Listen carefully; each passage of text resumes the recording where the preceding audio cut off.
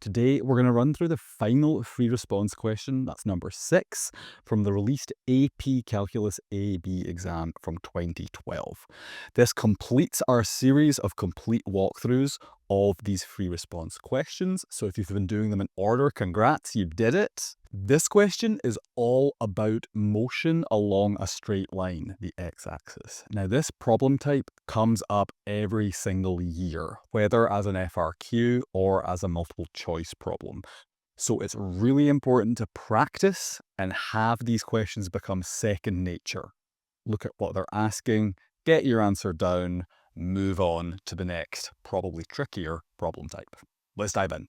So like I said, this problem is all about moving along the x-axis. We are given the velocity of our particle at time t, its cosine of pi by 6 times t, and we're given the initial position of the particle at time t equals 0.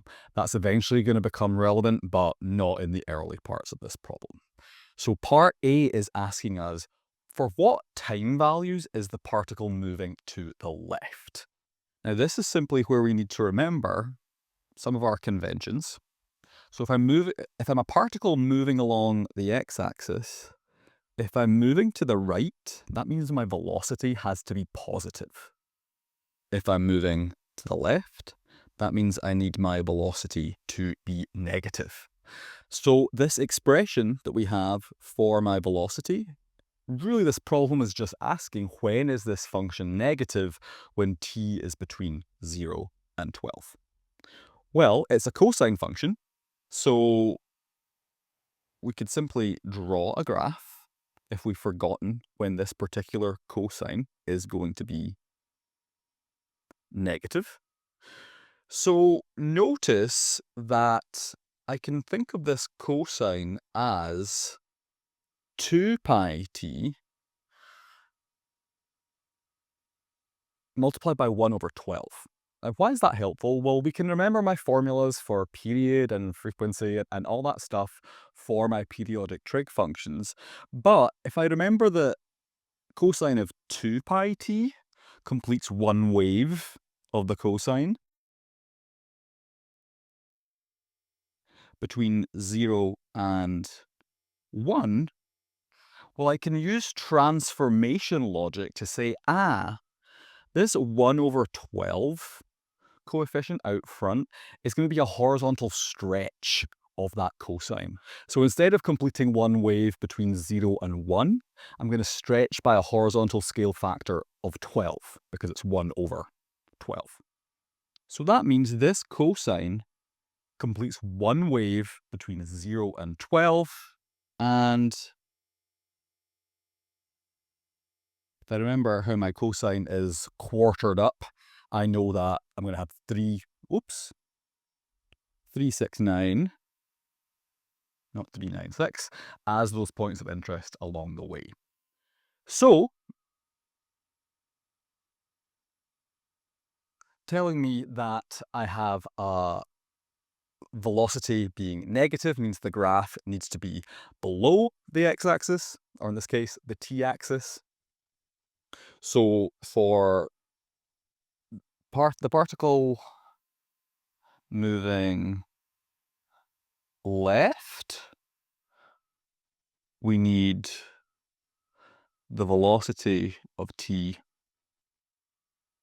the velocity at time t to be negative.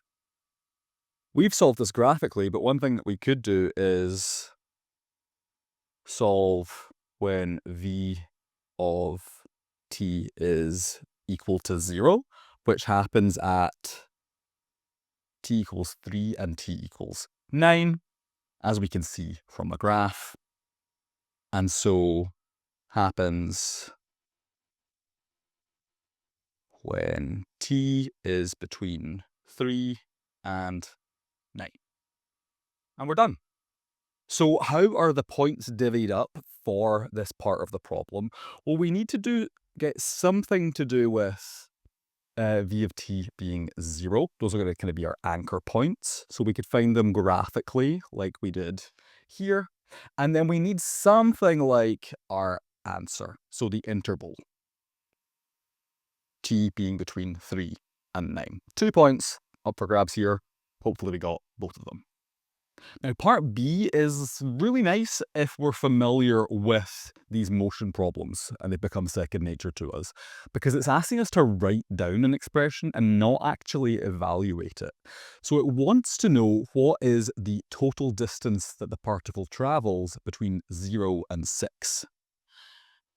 Now, distance, remember, is different from displacement. Displacement has a sign, positive or negative. Distance is just how far did you walk? How far did the particle travel? It doesn't care if we're going forward or backwards. Okay. So, if we remember immediately, we can write down an integral from 0 up to 6, okay, my start time and my end time. And we might remember, well, distance is the integral of velocity, something like that, right?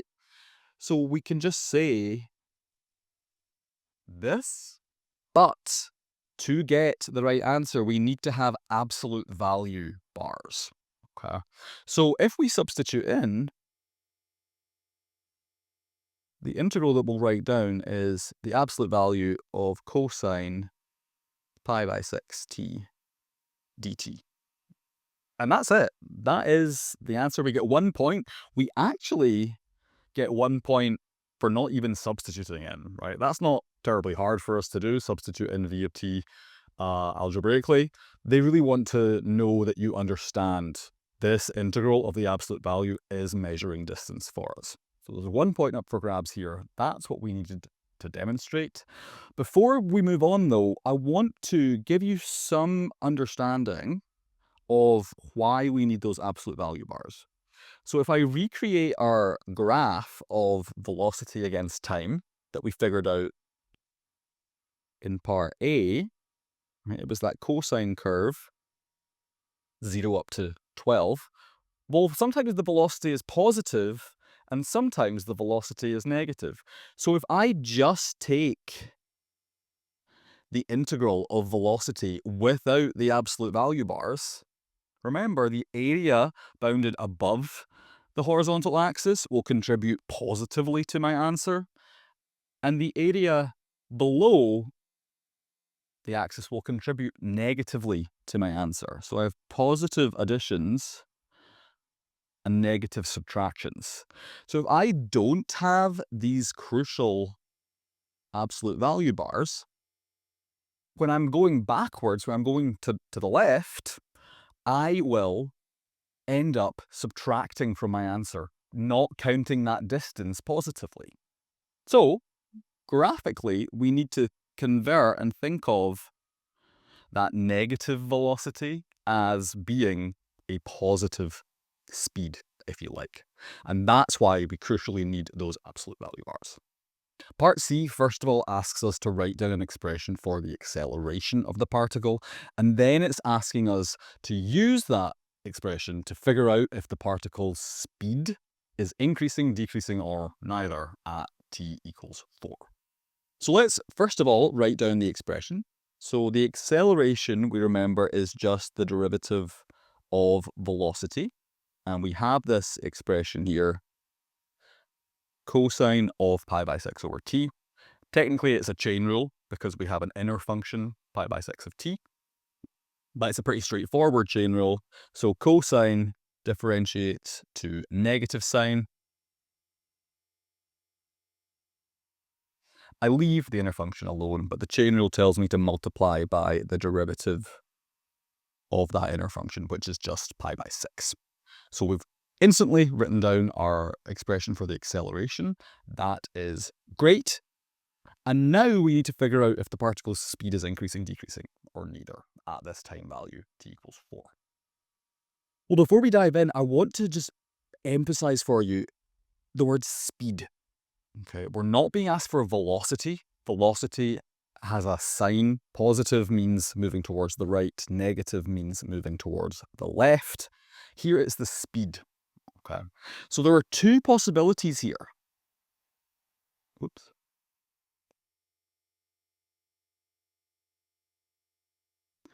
Okay, so it could be the case that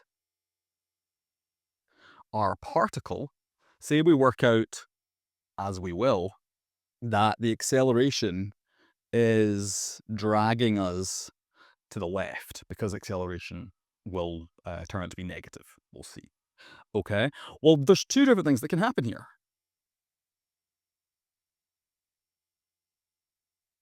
If our particle was traveling in the positive direction because velocity was positive, well, that acceleration is going to be dragging me to the left. That'll be slowing my speed down, right? They're kind of fighting each other. But, so that's what happens if velocity is positive. If my velocity is negative, that means I'm already heading to the left, and my acceleration is making me travel even faster in that direction. So it's making me travel even more to the left, even faster. So in that instance, we would say that we are speeding up. And in the first instance, we would say that we are slowing down. So to answer this question, we really need to figure out, at t equals 4, does acceleration and velocity, do they have the same sign as each other? That makes me speed up in the direction I'm traveling in. Or does acceleration and velocity, do they have opposing signs?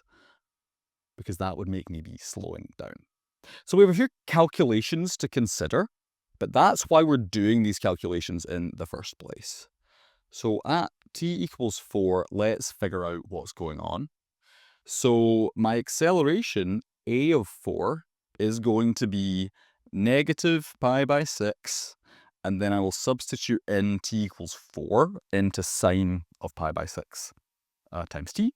If I do that, I'll get sine of 2 pi by 3. If we really quickly draw a little quadrant diagram, okay, that angle of 2 pi by 3 is roughly there. 2 pi by 3. My reference angle will just be the remaining pi by 3. I'm in the second quadrant, so sine is taking positive values. So I'm going to get negative pi by 6 times sine of pi by 3, which is root 3 over 2, positive. So overall, this quantity is negative. So my acceleration is negative. I kind of jumped the gun and gave that away, okay? But our acceleration is in the negative direction towards the left. But we still don't know if we're speeding up or slowing down because I need to figure out the sign of the velocity at t equals 4. So that's a of 4. V of 4 is just cosine of substituting in t equals 4. We get cosine of 2 pi by 3. We can use the same reference diagram to say, I'm still in that quadrant, that second quadrant where sine is positive. Cosine is negative. So what I end up with is negative root 3 over 2. In particular, sorry, not negative root 3 over 2. Negative 1/2. It's cosine. Wonderful. So, in particular, it didn't really matter that I got the value wrong because it's negative. So what we're going to say is, since a of 4 and v of 4 have the same sign, the particle is speeding up. Okay, so this second picture up here is truly what is happening here. Great. So how were the points divvied up? Well, we got 1 point for our acceleration expression. Right there. And then we get 1 point, it says, for answer plus conclusion. So suitably explaining, 2 points in total there. So we are saying that we have the same sign.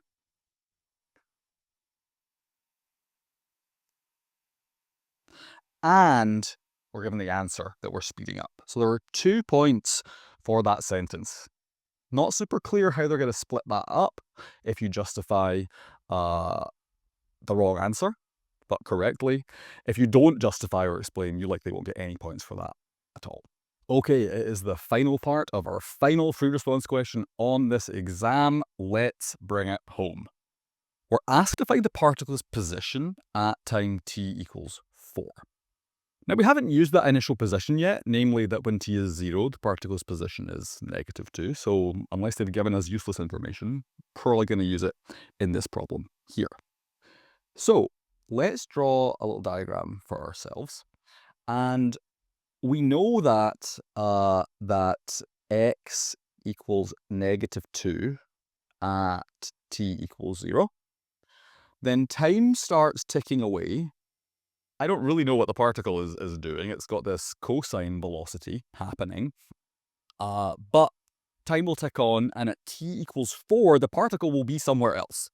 Now, I'm not sure where. I'll just plot it there. It might even be on the other side. I'm not sure. But I want to know what that x position is at t equals 4. And the way we get into this problem is remembering how all of these pieces play together. So in particular, the net change in position, I should be able to write down an integral for that. So the change in position is an integral. So it's the integral of my start time, which is t equals 0, right? That's my start position. And then my final end position is occurring at t equals 4. So to get the change in position, I need to integrate my velocity. That is standard. We need to be able to pull this fact out as we do these problems. So that is my net change in position, but I need to remember, well, that's the net change. What position did I start at? So to figure out this unknown x quantity, what I need to do is take the position that I started at, -2, and incorporate that change in position. So that integral 0 up to 4 of my velocity, which is cosine pi by 6t dt. If we can figure out this expression, we will have our final answer. So let's crack on. So I have that -2. I now need to integrate this cosine expression. Well, okay, let's find an antiderivative and evaluate at the limits 0 and 4. This technically is a u substitution. You might want to use the u substitution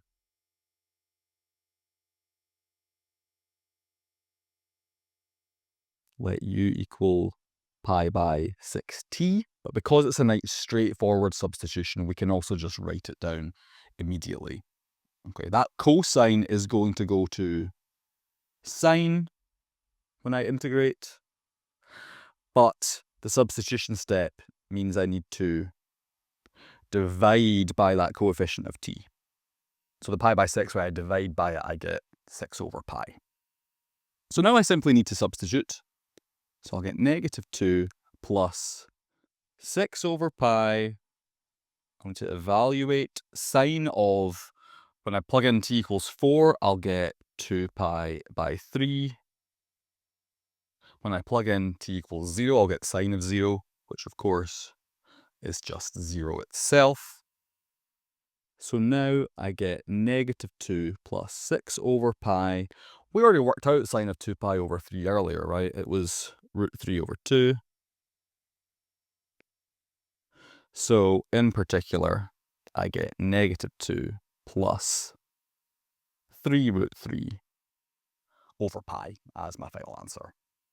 Remember, AP doesn't care about simplifying. We're perfectly good to stop here, get full credit, but it's always nice to simplify when we're practicing. How are the points divvied up?